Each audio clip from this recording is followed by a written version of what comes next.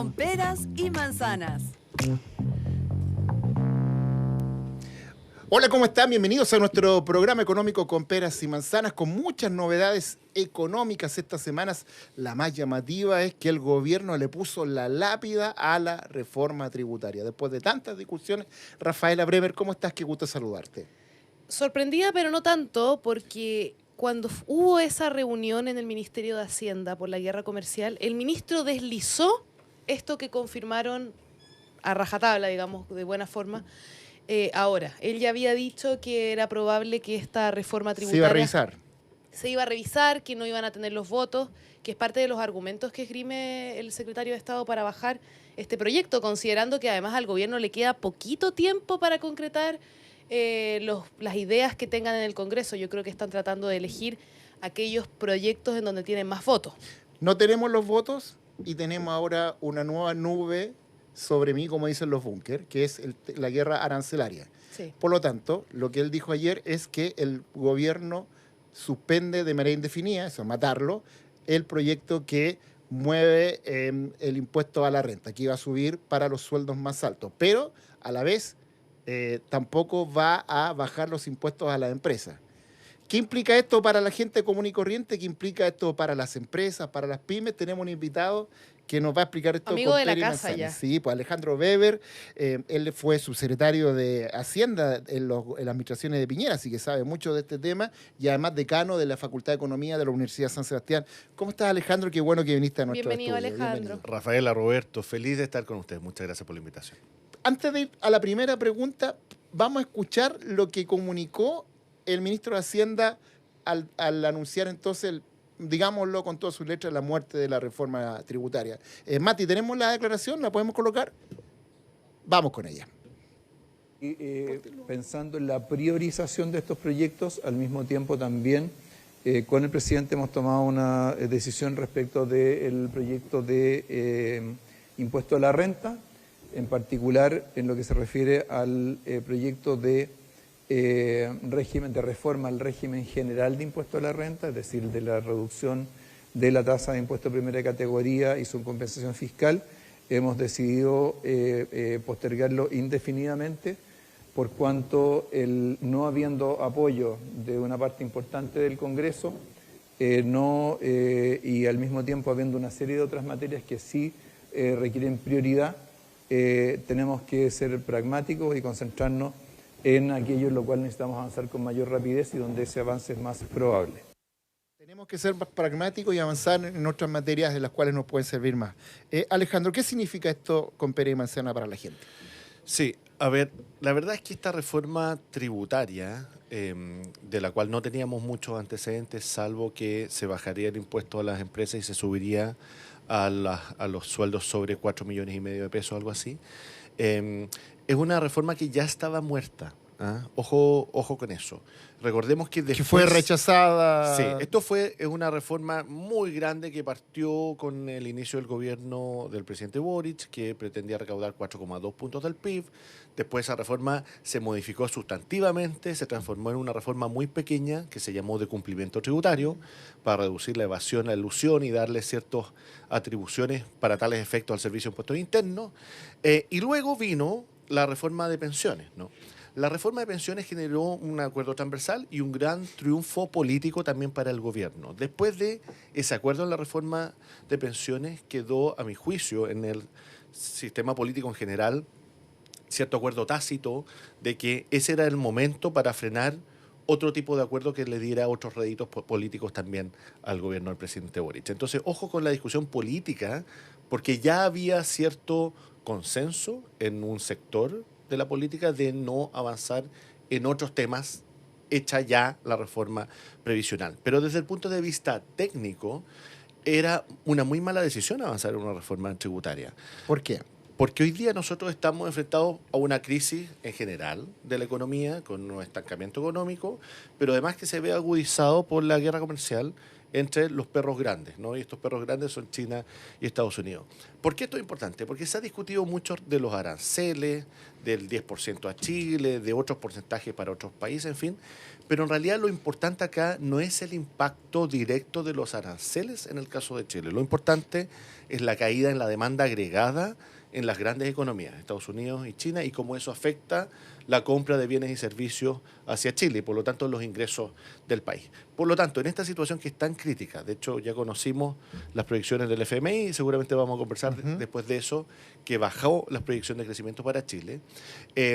Lo que venía ahora para Chile es una situación más crítica respecto del crecimiento económico. Y lo que tiene que hacer el gobierno hoy día, y así fuimos consultados varios en su momento, es concentrar todos sus esfuerzos en tratar de mitigar los impactos que esta guerra arancelaria va a tener en la economía nacional, en lugar de desviar recursos, atención, tiempo, en una discusión que ya estaba truncada. Alejandro, en ese sentido, bueno, es muy icónica esa imagen del ministro, porque en esa época usaba barba, ¿se acuerdan? Y después se sacó la barba porque dijo que no le había traído buena suerte cuando se discutió la reforma tributaria. Me queda la duda de si en un comienzo había espacio para esta reforma tributaria. Varios expertos ya la habían criticado, habían dicho de que se ha vuelto casi como una carta bajo la manga de los gobiernos, tratar de instaurar reformas cada vez que ingresan al Estado. ¿Cómo lo ves tú? ¿Había en un comienzo ese espacio o desde el minuto uno nunca existió para este gobierno la posibilidad de llevar a cabo esta reforma tributaria? Sí, yo creo que había un espacio. Pero la posición del gobierno fue demasiado maximalista en un inicio.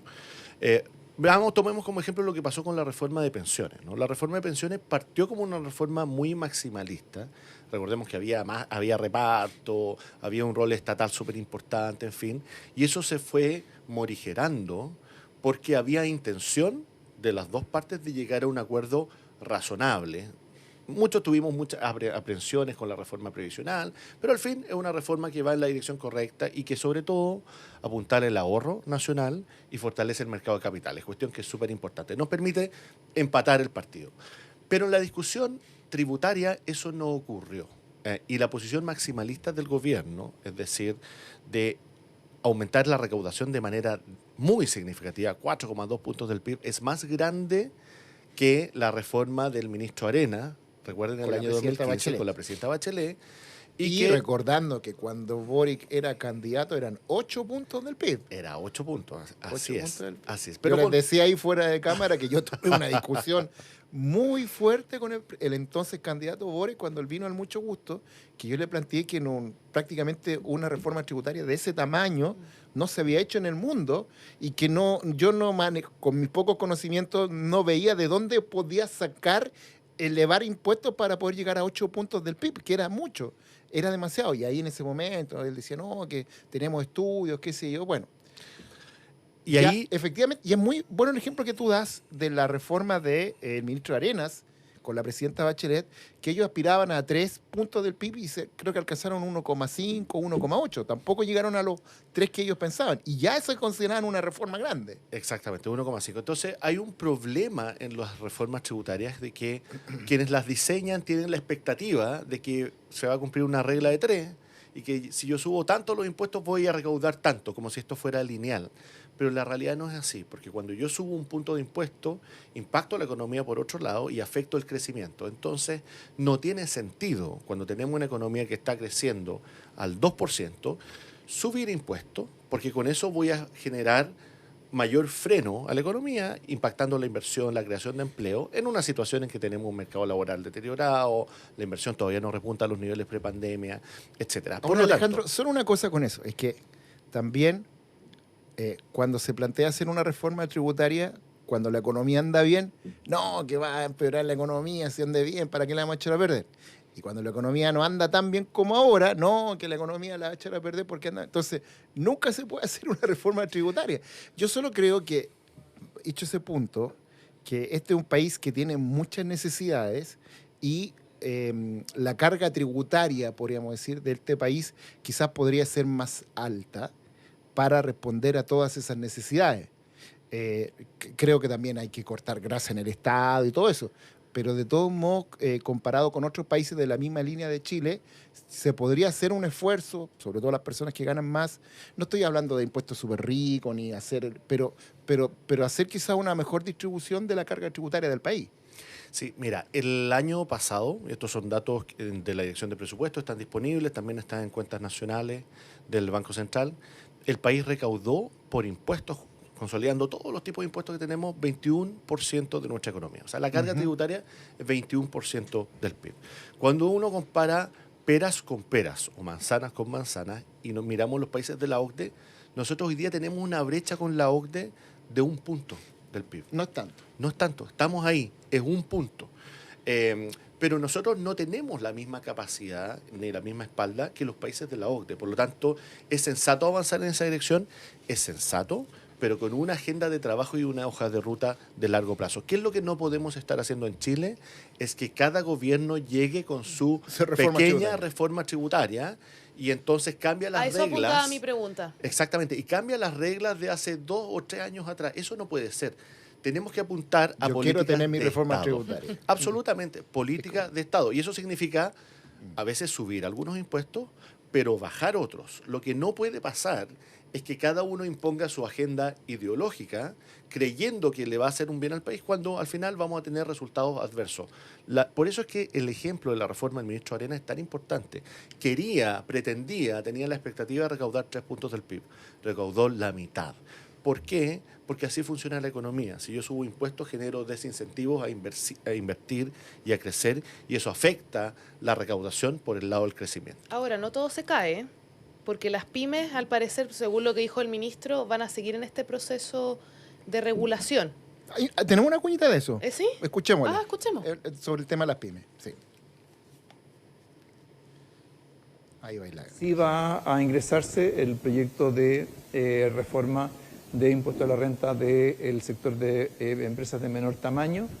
Eso lo vamos a ingresar dentro de un par de semanas, porque ese es un proyecto que se ha trabajado con mucho detalle con las organizaciones del sector y donde además está contenida una serie de medidas de beneficio de sectores medios. Entonces estamos ordenando la agenda fiscal en función de las prioridades más inmediatas, la viabilidad para la aprobación de proyectos y particularmente las urgencias que nos demanda la actual coyuntura de acelerar todo lo que sea impulso a la inversión y al crecimiento. Bueno, ahí escuchábamos a Alejandro. Primero preguntarte sobre eso. ¿Qué te parece que se mantenga el camino para regular este aspecto para las pymes? Y si es necesario que exista diferenciación por tamaño de empresa, ¿cómo lo ves tú? Sí, nosotros en Chile tenemos un sistema tributario que está siendo parchado en el tiempo y hemos encontrado soluciones de coyuntura. Una fue bajar los impuestos a las pymes de manera transitoria. Esa rebaja transitoria se ha ido transformando en permanente. Hoy día las pymes pagan 12,5% de impuestos y el gobierno tiene que realizar una acción para mantener eso porque si no va a subir a 27%. Por lo tanto, es razonable que eso se mantenga dada la coyuntura. ¿Cuál es la coyuntura? Que estamos creciendo poco y que además le hemos puesto una mochila muy pesada a todas las empresas con una carga tributaria implícita, que no se contabiliza como impuesto, pero que en realidad sí lo es. ¿Cuál? Proyecto de 40 horas, por ejemplo. Salario mínimo que subió. Salario mínimo que ha pensiones. subido cerca de un 30% real en los últimos 3 años. Los salarios mínimos, el 90% de los salarios mínimos están en las pymes. ¿Qué significa la ley de 40 horas con una productividad que está estancada hace 20 años? Subir Significa los costos. que yo a una empresa le estoy diciendo, ¿sabe qué? Usted tiene que producirme lo mismo con un 10% menos de horas de trabajo. Y además tenemos una reforma previsional que es muy buena por el lado del ahorro, pero que va a significar que el empleador, el costo de la cotización, va a subir un 60%, porque digamos las cosas como son. En el inconsciente colectivo hemos dicho siempre que es el trabajador el que paga la cotización previsional. Pero yo le pregunto a cualquier trabajador que tiene un contrato si es que negocia el sueldo bruto o el sueldo líquido. Y lo que negocia es el líquido, por lo tanto es el empleador el que paga. Y voy a pasar de pagar 10 a pagar 16, 60% más de costos. Todo eso es una coctelera muy peligrosa porque incrementa los costos de producción de manera muy importante y afecta, por cierto, la creación de empleo y los salarios reales. Ojo, lo que vamos a ver en los próximos años va a ser una caída en los salarios reales, un aumento de la informalidad y probablemente un mercado laboral también estancado con una regulación que es muy estricta y que deteriora el cambio o la movilidad de trabajadores de empresa a empresa. Solo un dato chiquitito. La última vez que Chile tuvo una productividad importante fue a inicios de los años 90. ¿Qué es lo que ocurrió en ese momento?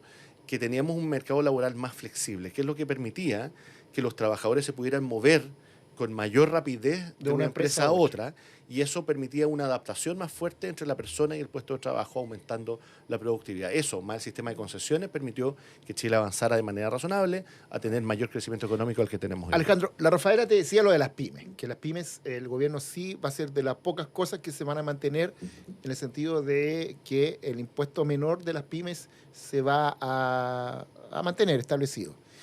Pero las grandes empresas no se va a bajar el impuesto de 27 a 24, como también estaba en la reforma tributaria, y los empresarios hoy día han lamentado esa noticia. Era bien raro porque los empresarios y la misma derecha económica planteaban 25 y el gobierno dijo, no, sí puede ser hasta 24, pero ahora eso muere. Salud. Perdón, Salud. salud, me llega a estornudar.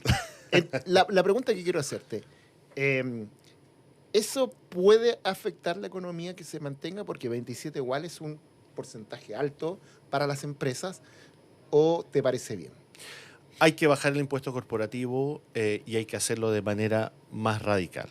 Cuando uno mira los impuestos a las empresas en el mundo, fíjense que de la OCDE, de los 34 países hoy día, 28 han bajado los impuestos corporativos en los últimos 20 años. El único país que ha avanzado subiendo los impuestos a la empresa, ¿saben cuál es? Chile. Nosotros avanzamos de manera muy importante de un 20% de impuestos que teníamos hace algunas décadas atrás a tener un 27% hoy día, muy por sobre el promedio de la OCDE. El promedio de la OCDE hoy día está en 22 puntos, no está en 23, Claro. está en 22. Ahora, es un salto grande, pero tú fuiste subsecretario de Hacienda, trabajaste con un ministro de Hacienda todo, cuando se plantea bajarlo, y lo hizo Felipe Larraín. ¿Tú estuviste con Felipe Larraín, no? De ministro Estuve de con Hacienda. Ignacio Briones Con y Ignacio- con Rodrigo Serra. Ok. Pero todos los ministros de Hacienda, de derecha, izquierda, dicen lo mismo. Cuando dicen bajen, bueno, ¿con qué lo compenso? Sí, Todos dicen lo mismo. sí, Ok. así es. Bajo, pero ¿con qué lo compenso? O sea, menor plata. Así es. Ahora, tenemos que mirar el panorama completo, ¿no? Algunos dicen, para recaudar más tenemos que subir los impuestos. Eso no siempre es así. Tenemos el ejemplo concreto de la reforma del ministro Arena. Una forma de generar mayor recaudación es con más crecimiento económico. Cada punto adicional de crecimiento económico genera libres, netos, 600 millones de dólares más de recaudación. Por lo tanto, una rebaja en el impuesto corporativo permite crecer y ese mayor crecimiento recaudar más. Incentivo para la inversión también. Absolutamente. Y eso lo tenemos que vincular con la permisología. Una agenda central pro crecimiento es reducir las barreras a la inversión. Y hoy día la permisología está por lo menos restando cerca de 2.000 millones de dólares todos los años por los retrasos en la puesta en marcha de proyectos de inversión. Ahora, si uno mira la experiencia internacional y vemos quiénes lo han hecho bien, veamos por ejemplo países como Irlanda. Irlanda es un país que ha bajado sustantivamente la carga tributaria. En los años 80 tenía cerca del 50% de impuestos a la empresa. Hoy día tiene una tasa de 12,5%, una de las más bajas del mundo. Irlanda se ha transformado en un hub de innovación y desarrollo de nuevos negocios con un PIB per cápita que está en cerca de $120.000 versus los $27.000 que tenemos nosotros. ¿Qué es lo que tenemos que hacer? Bajar el impuesto corporativo de manera progresiva. Esto no es de un golpe. Hay que hacerlo gradualmente.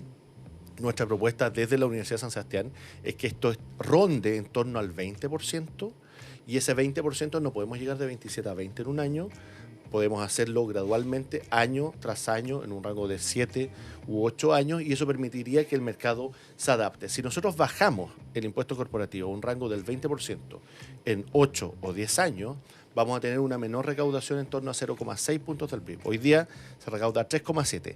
Bajar a 3,1 con el 20% no es algo dramático si pensamos que el tamaño de la torta va a ser mucho mayor y por lo tanto, aun cuando yo recaude un poquito menos porcentualmente, en términos de recursos, son muchos más recursos para implementar buenas políticas sociales. El tema también hoy día salió lo del FMI, ha hecho noticia, Rafaela. Sí. Dos cosas. Una, le baja la proyección de crecimiento económico para Chile a 2%, y lo otro es que aumenta considerablemente la posibilidad, el porcentaje de que haya una recesión económica en Estados Unidos. Ambas noticias tienen el mismo río, viene de la guerra arancelaria. Sí. La guerra arancelaria, que querámoslo o no, ya nos está afectando y ya se considera que vamos a crecer menos este año.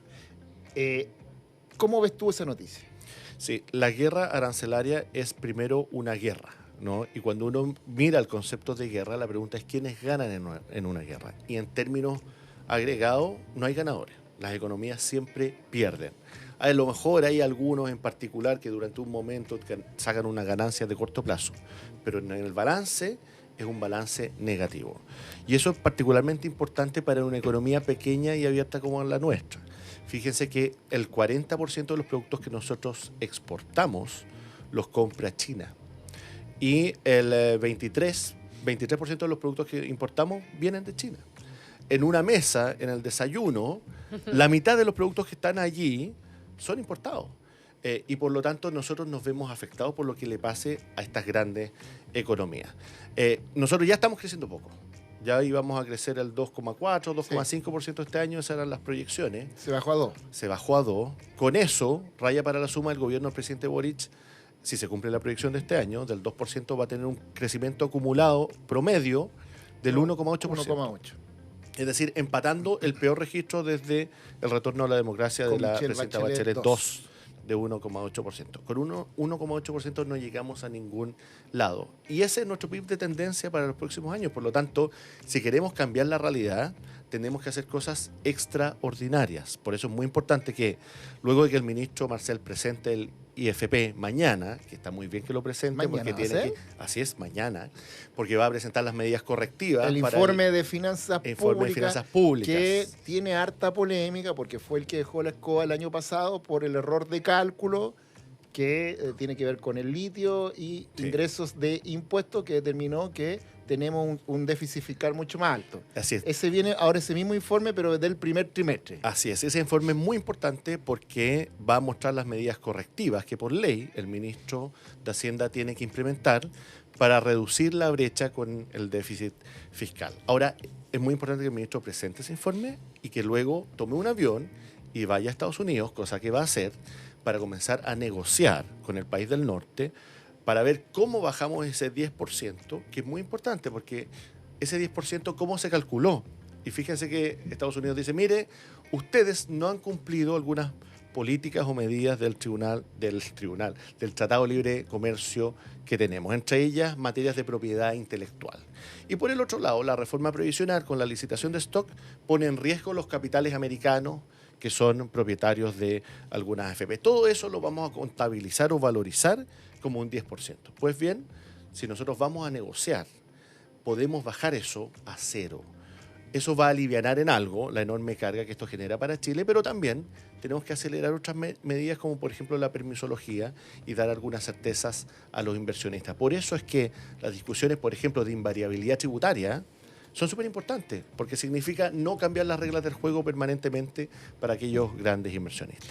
Bueno, ¿tiene otra pregunta, Rafaela? ¿No? Yo creo que, no sé, corrígeme Mati, pero para mí la señal de que estamos quedándonos cortos de tiempo es que empiezo a escuchar la cortina. Ya estamos más o Es menos como listos. un fantasmita que nos está avisando. Sí, Sí, estamos listos. nos confirman. Oiga, pero déjeme contarles solo una cosita, chica, a propósito de que una primicia a propósito del informe mañana. Viene el IFP, ¿cierto? Y el Ministerio de Hacienda, la Dirección de Presupuesto, ha estimado que las holguras fiscales para el próximo periodo, mediano plazo 26-29, son de menos 6.000 millones de dólares. Así Es decir, es. estamos bajo el agua en 6.000 millones de dólares. Y por eso el CFA dice, mire, tenemos que ajustar 1.500 millones de dólares por año para quedar en 0 y con eso llegar a la meta de déficit, que es seguir estando bajo el agua. Pues bien, en la Universidad de San Sebastián hemos hecho cálculos adicionales. Y llegamos a la conclusión de que las holguras fiscales negativas no son de 6.000 millones, son de menos 14.000 millones de No, dólares. más del doble. ¿Por qué eso es importante? Porque significa no solamente sincerar que hay menos ingresos, sino que sincerar que hay más gasto. Y por lo tanto, el próximo gobierno, cualquiera sea, el mayor crecimiento que tenga la economía, al 3 al 4%, si es que hacemos las cosas distintos, solo van a permitir cubrir el hoyo fiscal y no vamos a tener ningún peso adicional para implementar mejores políticas en seguridad, educación, salud o vivienda. Uy. Así que es una mala noticia. Terrible. Bueno, Alejandro Weber, él es decano de la Facultad de Economía de la Universidad de San Sebastián, ex subsecretario de Hacienda, conversando con nosotros de estos números de macroeconomía. Gracias, Alejandro, por venir a nuestro programa. Gracias a los Alejandro. dos. Que estén muy bien. Gracias por la invitación. Oye, a la vuelta vamos a tener una encuesta de Destácame.cl que habla que la mayoría de los chilenos tiene poco o nada conocimiento de sus deudas, sobre todo deuda morosa, a propósito del estudio que hacen ustedes en la San Sebastián. A la vuelta de unos pequeños comerciales, les explicamos este estudio. Atención a la gente que tenga deudas aquí en Con Peras y Manzanas. Con peras y manzanas. Bueno, hicimos un cambio en el equipo, salió la Rafaela y entra Tamara Vilogrón, que viene además con la cara de alguien que viene llegando de vacaciones. Renovada, así que ¿no? renovada, ¿Me veo con cara absolutamente. renovada? Absolutamente. Ay, qué bueno. Siento una envidia y no Uno- sana por uno usted. siempre quiere más, pero... Porque además estos días que Pero usted estuvo de hay que vacaciones, que ahora escoba en este país. Pues. Claro, ¿Ah? vuelvo y se muere Guerra el Papa, comercial, se guerra muere el comercial Papa, también, todo, y un usted montón de cosas. vacaciones. Pero así es la vida, pues. Así es la vida, hay que volver. ¿Dónde ¿no? anduvo? Por Brasil, ¿no? Anduve en Brasil, anduve en el norte, en todos lados. Bueno, bienvenida. Muchas gracias. Bienvenida. Echaba de menos Sí. este asiento y este Eso es. micrófono. La gente también le echaba de menos. Oye, atención a toda la gente que tiene deudas y deudas morosas, porque la gente de Destácame.cl ha hecho una encuesta, un sondeo, que señala que más de la mitad de las personas no tiene conocimiento sobre su situación de deuda morosa. Esta desinformación, sumada a la incomodidad de interactuar directamente con las entidades acreedoras, Mira. se ha transformado en una barrera clave para resolver situaciones de morosidad. El Claro, miedo al pues. que dirán. El Claro, miedo a... y el miedo a enfrentar a tu enfrentarse- acreedor. Pero a tu además el acreedor. desconocimiento. Si yo no sé de que tengo una deuda, ¿cómo la voy a pagar? Obvio. Tienes que informarse. Bueno, de todo esto y más vamos a hablar con Matías Lascano, el gerente de producto de Destácame.cl. ¿Cómo estás, Matías? Bienvenido Hola, a nuestro Matías, programa bienvenido. nuevamente. ¿Cómo has estado? Bien, hola Tamara, Roberto, ¿qué tal? ¿Cómo están? ¿Cómo Todo está bien. Destácame.cl, que ha hecho esta encuesta? Bien, pues estamos bien, Esta fintech experta en bienestar financiero, como se definen. tal cual. Eso es lo que tratamos de hacer, darle un espacio a las personas, una solución para que puedan, de hecho, informarse primero que todo y encontrar un camino de bancarización y rebancarización. Es decir, nos especializamos en la deuda morosa, en la generación de historial y acceder a crédito responsable, que es lo que nosotros queremos, que la gente se bancarice de manera responsable. Sí, pues bueno, hemos estado promocionando con ustedes actividades que han hecho donde la gente, por ponerse al día, tienen descuentos en deudas. Exacto. Ustedes colocaban ahí a varios acreedores que podían, la gente, bueno, iban, acordaban algo. ¿Cómo se llamaba esa? Era como una especie de... A ver, en Destácame, durante todo el año, siempre tenemos una batería de sí. soluciones, entre ellas una serie de ofertas con más de casi 30 acreedores o instituciones financieras, banca, retail, cajas de compensación, cooperativa, para que las personas resuelvan sus deudas morosas con descuento o con mejores condiciones de pago. Eso lo hacemos permanentemente, pero por lo que ustedes preguntan es cuando hacemos unas campañas que son especiales, Exactamente. Sí. que se llaman White Days. Eso, el White Eso, Day. quería decirlo, pero no White estaba Day. segura. Sí. Sí, los White Days lo hemos hecho ya en tres ediciones, o sea, dos el año pasado y una el antepasado, súper exitosas, donde las instituciones ponen como un poquito más, ¿ya? Ponen como un poquito más para que las personas tengan un incentivo extra y son periodos particularmente buenos para resolver situaciones de morosidad. Sí, Oye, súper importante. bueno, quiero ir a la encuesta, que igual es bien preocupante. El 60% de los encuestados no sabe con exactitud cuánto y con quién tiene deudas. Sí. Hagamos un repaso, un análisis a esta cifra. ¿Cómo lo ven ustedes? ¿Cómo lograron también llegar a eso? Sí, bueno, a ver, una de las formas en que nosotros nos acercamos a las personas es desde proponerle una solución. ¿ya? Y uno de los beneficios de estar en Destácame es que tú puedes consultar tu boletín comercial de manera gratuita. ¿ya? Nosotros no entregamos el detalle de manera gratuita, pero sí puedes saber si estás o no en el boletín comercial y por cuánto monto y con cuántos acreedores tiene reporte. Y eso, Entonces, con pera y manzana, significa si estoy en un boletín comercial porque tengo una deuda morosa. tiene una demora O sea, castigada, una reportada. deuda vencida. Una deuda decía reportada. que está reportada, porque está el universo de las deudas reportadas y el universo de las deudas no reportadas, que podríamos hablar de eso también, pero el hecho de que nosotros ofrezcamos la facilidad para que las personas accedan a esta información de manera totalmente gratuita es que nos permite ver cómo las personas llegan, con qué idea tienen de cómo está su situación de deuda reportada y con qué se encuentran. ¿Ya? Sí. Y vemos que en general pasa esto, que el 60% de las personas quiere acceder y preguntar porque no sabe. ¿Ya? Igual es harto 60%. Es mucho. encuentro Que es no mucho. sepas que tiene una deuda y una deuda. O sea, te das cuenta hasta que van, por ejemplo, en este caso, a Destácame. Por ejemplo, sí. O a algunas otras personas les pasa que Por les- iniciativa propia. les piden un documento para un trámite Y ¿eh? se encontraron se piden con- el encuentran. informe comercial y ahí- Exacto, eso pasa mucho. Nuestra postura en Destácame es que la información es de las personas Sí. y nosotros damos todas las facilidades que podemos para que accedan a esa información de manera fácil y recurrente. O sea, en Destácame tú todos los meses puedes actualizar esa información y ver si es que tienes una nueva deuda reportada o si que eliminaste una deuda del boletín. Y además, la gracia es que en Destácame además tenemos conexión con la CMF, con el Ya. informe de deuda de la CMF, Sí. que es complementario todavía. En el futuro tal vez sean más equivalentes. Hoy día son complementarios, nosotros justamente los complementamos y los mostramos en simple.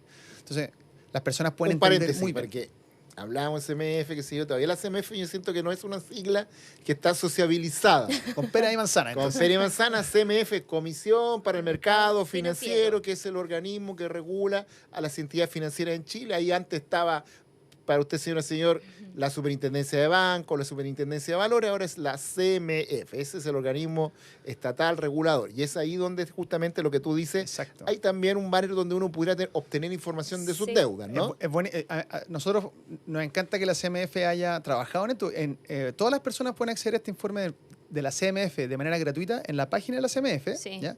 Creo que le piden Tu- root y clave única. La clave única.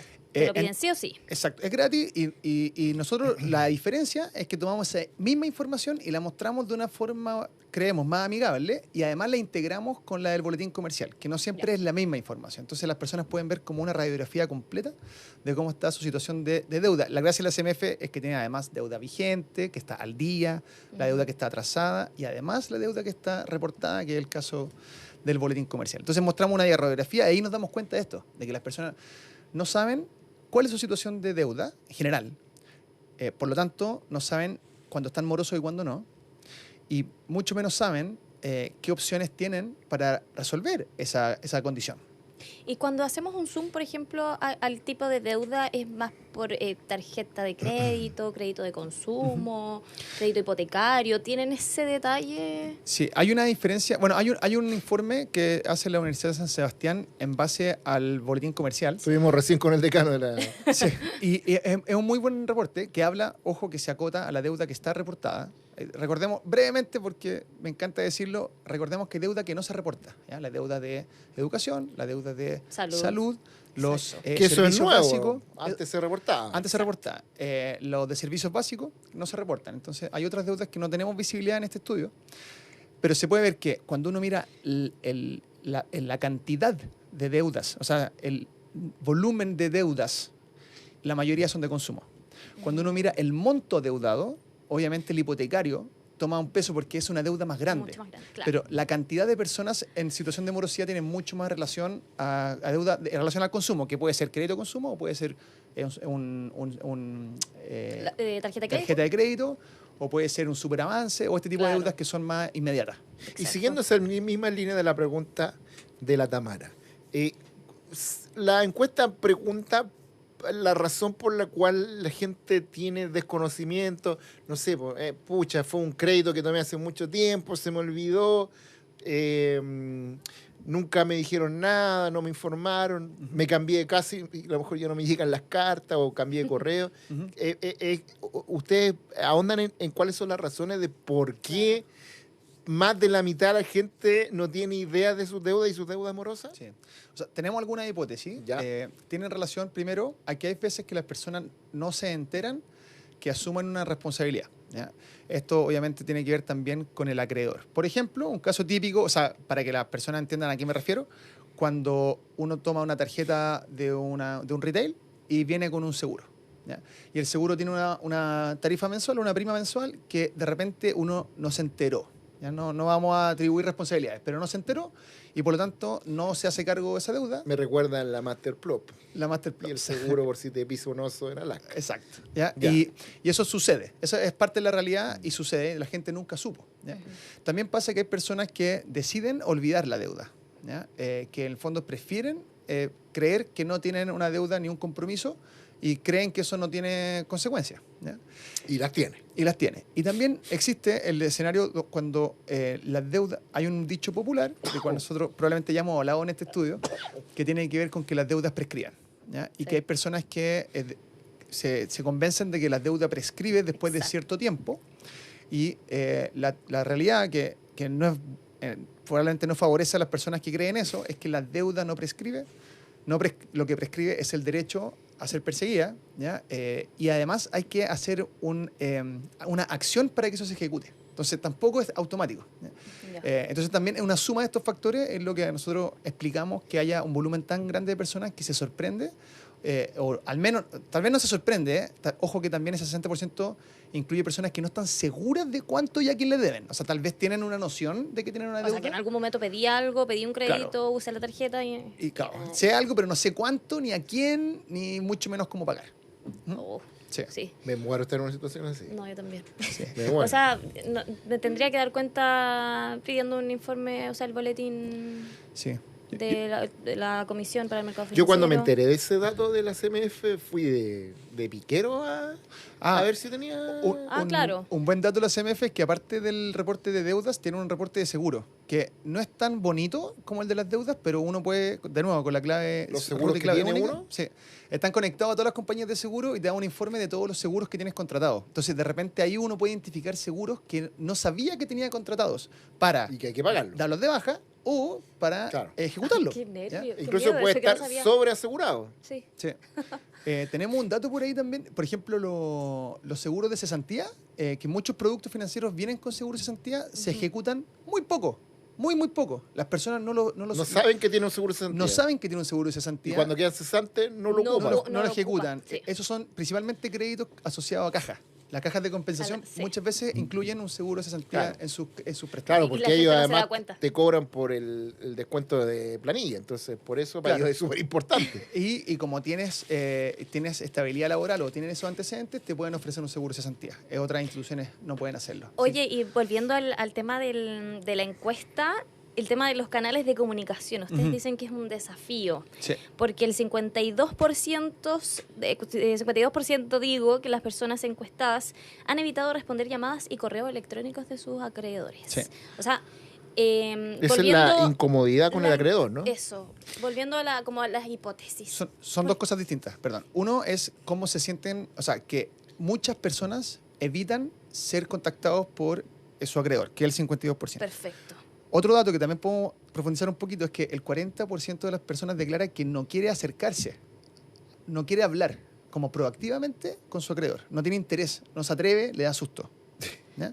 Ah, ya. O sea, está el 52% que no quiere atender llamadas, no quiere atender que correo. se siente incómodo con la deuda y que lo están buscando y no está dispuesto a contestar. ¿Ya? Eso es como la escena de Jim Carrey cuando le hablan, no, quiero, Mejor no saber. ¿eh? Claro, mejor no saber. Sí. El acreedor viene, no quiero saber. No tengo deuda, no tengo deuda, Pero- no tengo pero deuda. yo quiero decir una cosa acá también. A ver, en Destácame nosotros igual tenemos una relación con las personas muy estrecha, ¿ya? Somos como, digámoslo así, como un mediador, ¿ya? Entre la institución financiera y las personas, los deudores. Y también creo que tenemos que reconocer que la forma histórica, ¿ya? En que se ha hecho la cobranza Es ruda. ha sido ruda. Esto se ha protegido mucho en los últimos años Sí. y eso está muy bien, ya Sí. que se ha protegido mucho al consumidor en el ritmo, en la intensidad de los contactos que se pueden hacer para intentar recuperar esa Claro. deuda. Pero sí, Se ha yo creo- regulado, pero efectivamente. claro, pero tenemos que hacernos cargo de una historia, ¿ya? Y tenemos que, nosotros vemos en nuestra relación con las instituciones financieras es que hay un genuino interés por cambiar eso, ¿ya? Pero toma tiempo, ¿ya? Y las personas probablemente van a entenderlo como lo entienden hoy por un rato, hasta que eventualmente entendamos que es algo distinto, ¿ya? La realidad es que ni al acreedor ni al deudor le conviene caer en mora, ¿ya? A ninguno. Entonces, desde el principio debiera permitirse una conversación para llegar a un acuerdo de renegociación o reestructuración de la deuda, porque a nadie le conviene la morosidad. Entonces, la idea es que, y nosotros como Destácame, o sea, nuestro compromiso es justamente ese, es cómo podemos cambiar la forma en que las personas se relacionan con la deuda y cómo el acreedor se relaciona con sus deudores. O sea, ustedes son como, ustedes les dan la mano a la persona, porque claro, puedo tener miedo a conversar o hablar con mi acreedor. Entonces, ustedes pueden ser el puente para esa persona. Es que una está pega teniendo- parecida a lo que hace la Superintendencia de Insolvencia y De insolvencia. Reprendimiento. Viene aquí, puede sentar en una mesa a tus acreedores, conversemos, negociemos. Exacto. Súper buen ejemplo. Justamente lo que nosotros buscamos es eso. Ya.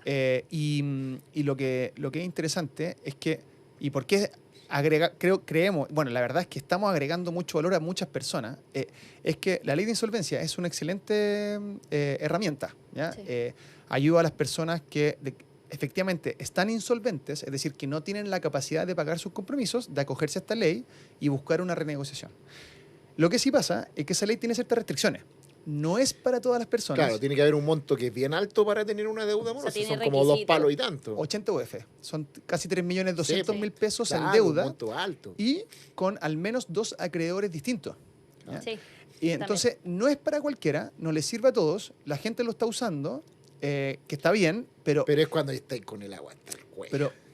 un dato, hace poco salió un informe que mencionaba que el último trimestre hubo 728 procesos de renegociación exitoso Sí. extra, creo, del Es ritmo que como un traíamos. 90%. Algo así. Estamos hablando que en Chile hay 4 millones de personas con deuda reportada y nosotros estimamos que hay 4 millones más en deuda no reportada. ¿ya? Entonces, que está Pero ahí. deuda que ya se eliminó del reporte comercial o que nunca tuvo que ser reportada porque es del mundo de educación, de salud, lo que hablábamos Claro. antes. Entonces, de ese universo estamos hablando que 800 personas están haciendo uso de esta ley. Probablemente mucho más podrían hacer uso de la ley Claro. y muchos no. ¿ya? Y para eso, en el fondo, Exacto. nosotros queremos ser ese apoyo para las personas que necesitan negociar, necesitan entender. Si acá, lo importante, de hecho, nosotros trabajamos a 3 niveles. Trabajamos primero, que las personas sepan. Lo primero, que sepan. Sí. Entérate dónde estás, cómo estás. Segundo, es que quieran. Es decir, ¿por qué es importante que regularices esta situación? ¿Qué te está impidiendo hacer hoy día o qué te puede habilitar a hacer mañana? Y tercero es que puedan. Es decir, ya, ok, ¿sabes? ¿Quieres? Ahora, ¿puedes hacerte cargo? ¿Cómo te ayudo? ¿Cómo te ayudamos para que puedas abordar este problema dada Matías, la deuda que tienes? y la sobre opción eso que tienes? mismo, explícanos con pera y manzana qué problema enfrenta una persona que está con deudas morosas, para que la gente entienda que no hay que evitarla, pero absolutamente. Depende, deuda morosa ya es un universo. ¿ya? Entonces vamos a generalizar, vamos a hablar del caso más típico, que es el de la deuda reportada. Deuda Eso. morosa que está reportada, es decir, el banco la castigó, significa que la considera incobrable y dice, esta Se deuda la pasó a pasa. una empresa de De cobranza. cobro. En general, a veces lo hacen en gestión interna, Sí. ¿ya? Pero en general sí. Y la reportan en el boletín comercial. Entonces, a mí me encanta, la palabra castigo de la deuda es una palabra contable. Sí, Pero a mí me gusta mucho porque creo que también al mismo tiempo castiga a la persona. ¿ya? Porque lo que sucede es que esa persona queda en el boletín, hoy día en el boletín comercial y queda obviamente en el informe de la CMF si es que la institución reporta a la CMF. y eso implica qué cosas. Implica que la persona cuando quiera pedir un préstamo, No va a por poder. ejemplo, no va a poder, de cualquier categoría. Se le cierran todas las puertas. Se le cierran Sí. prácticamente todas las puertas. Hay pocas instituciones que abren la puerta a prestar dinero a personas que tienen deuda en esas condiciones. Diría que ninguna. Destácame lo hace, y si quieren les cuento por qué y cómo. ¿ya? Pero se le van a cerrar todas las puertas. Y segundo, cuando quieras hacer trámites, por ejemplo, arrendar un departamento, Tampoco. te van a pedir esos Tampoco. antecedentes Sí. porque es un antecedente de riesgo. Sí. ¿ya? Entonces van a Un mal considerarte pagador. Un mal pagador. ¿ya? Que no es necesariamente así. Hay personas que caen en morosidad porque Tuvo un problema. por un problema, porque un familiar les pidió prestado, porque Sí. tuvieron una necesidad de salud, Claro. cosas que no significa que sean malos pagadores, sino que la necesidad del momento los obligó. Claro. ¿ya? Eso existe también. Me parece que para pedir pega también te puede afectar, ¿o no? Antes se hacía, pero la Antes ley hoy día lo pedían impide. ahora ya no, ya. Así que si a alguien le están pidiendo su boletín para la pega, sepa que la Ya. ley lo protege. Ya, ok. Porque, ¿qué decir? Un crédito hipotecario. O sea, No, claro, cualquier tipo de Olvídate. crédito. Cualquier tipo de Claro. crédito. Y feliz, ya que me lo preguntan, no. En Destácame sí damos préstamos a las personas que tienen perdón, reportadas. Destácame está dando crédito. Damos préstamos, sí, de dos tipos. Mira. ¿ya? que son... No me había enterado de eso. Tienen objetivos bien específicos, ¿ya? Nosotros, como les decía, queremos ser el instrumento o el eslabón del sistema que bancariza o rebancariza ¿Ya a las están personas. regulados eso? Con la Sí, estamos CMF, regulados, todo? totalmente, sí. O sea, pagamos los impuestos de timbre y estampilla, está todo regulado. Timbre y Nos estampilla, que el impuesto al crédito. impuesto al crédito, sí. Y nos acogemos a toda la regulación. Y a los Pero límites. crédito chiquitito, con un préstamo de Eso, consumo. ¿cuánto es lo, como Mira, lo máximo que uno puede pedir? Por un lado, tenemos dos productos de préstamo. Uno, que es un crédito de rebancarización. ¿Ya? ¿En qué consiste esto? Como les decía, nosotros, en el fondo, hacemos de mediador y vamos, por ejemplo, al banco amarillo y decimos, mira, Roberto quiere pagar, quiere ver si tiene una deuda contigo. Y el banco amarillo dice, mira, Roberto tiene una deuda conmigo de 1 millón de pesos al día, pero yo le hago una oferta y si me paga 500 mil pesos, yo se la saldo al día. ¿Ya? Y yo voy donde Roberto y le digo, Roberto, mira, te conseguí una oferta y si pagas 500 mil pesos al contado, tu deuda se salda. Pero yo no tengo 500 Claro, lucas. tú dices, excelente el descuento, ¿no? Pero no tengo 500 tengo lucas. 500. Es Tengo mucho 500 dinero. lucas ¿ya? líquidas. Es mucho dinero. Entonces, en esa situación, Y ahí tú decís, nosotros yo te presto la plata. tenemos distintas soluciones. Con una tasa de 15, no. No. Sinceramente, Usurar. no. sinceramente ocupamos la máxima convencional. ¿ya? Es un Por el segmento... porque es riesgo. Es un segmento súper Sí. riesgoso, ¿ya? Pero nosotros sí, dado cierto perfil de la persona, aunque tenga esa deuda en el boletín, porque está pagando una deuda del boletín, Sí. ¿ya? En su mayoría, vamos a prestarle ese dinero, vamos a asumir ese riesgo para darle una oportunidad de, uno, pagar su deuda, que esa deuda sea eliminada del boletín el día siguiente, entre comillas. Sí, O sea, sí, hay sí. un proceso de algunos Puede días, ser pero un par de días. de inmediato. Y además, al pagar bien ese préstamo, hasta 9 cuotas aceptamos nosotros, y por eso depende Ya, del hasta perfil de la 9 persona, cuotas, ¿ya? va a generar nuevo historial. Ese es un préstamo, que es excelente, la gente lo usa y paga sus Ajá. deudas, es un crédito de Está rebancarización. bueno eso. Y el otro, Sí. hace no mucho tiempo, lanzamos un producto de generación de historial. Entonces, es un modelo de suscripción, las personas se acogen a este sistema donde se les van habilitando préstamos desde 50 mil pesos. Entonces, es como un crédito incremental. Se les prestan 50 mil pesos en 2 cuotas de 25. La persona paga esas 2 cuotas de 25 y puede acceder a 75, y después a 100, y a 150, y después a 200, con Sí. un tope de 400. Y lo que nosotros no queremos ser un banco, lo que queremos hacer es que ayudemos a esa persona a generar un historial de pago de buen pagador, a que genere la costumbre y el De pagar. hábito de De pagar pagar. sus deudas, Qué buena. y que cuando termine de pagar su último préstamo, nosotros poder decirle al banco, aquí está. ¿Ya? Aquí está Roberto, que ya pasó por este proceso y hoy día es un cliente que tu banco vas a querer. Porque nadie se está haciendo cargo de esas personas que quieren y no pueden, no tienen cómo, no tienen Oye, herramientas. Matías, ¿tiene algún requisito? O sea, ¿algún monto de la deuda máxima para poder acceder a estas dos opciones? El crédito de rebancarización Sí. es la relación, es la carga financiera. Es decir, ¿Que el no valor supere de el la 25? El valor de la cuota tiene que ser, no me acuerdo exactamente, me atrevería a decir que es el 25 o el 30% de sus De los ingresos. ingresos. Sí. Perfecto. Si no me equivoco, puede que me equivoque, ya, pero eso lo pueden ver Si en gana un destaca.cl. palo, no puede ser más de 250 la cuota. Claro, eso es Que es un poco una regla general, ¿no? una regla general. De la- Esa persona, dado que está en esa situación, probablemente no tiene otros créditos, ¿ya? Porque ya está reportado. ¿Ya? Entonces, no, eso es como un requisito, va a depender de tu ingreso, cuál es el valor de la deuda que puedes pagar con ese modelo.